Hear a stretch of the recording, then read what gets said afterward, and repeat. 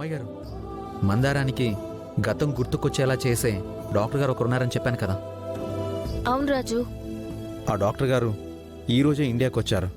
ఇప్పుడే ఆయన కలిశాను.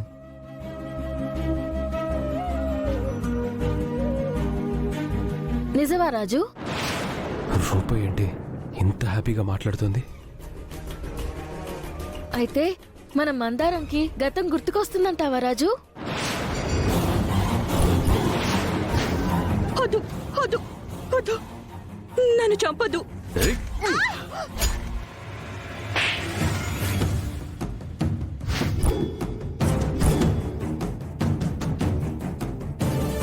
100% వస్తుంది అమ్మాయి గారు. రావాలి రాజు. మందారంకి గతం గుర్తుకు రావాలి. అత్తయ్య దీపక్ల బండారం బయటపడాలి.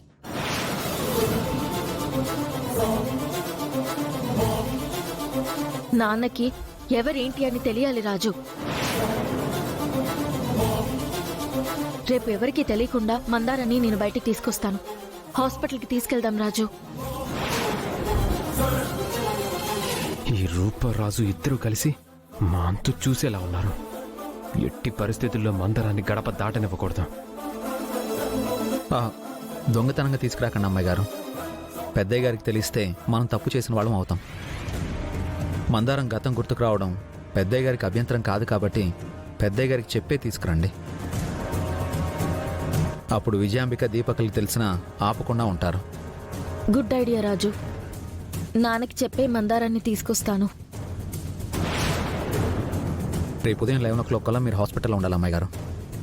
అలాగే రాజు. రేపు హాస్పిటల్ దగ్గర కలుద్దాం. బాయ్ రాజు. బాయ్ అమ్మాయి గారు.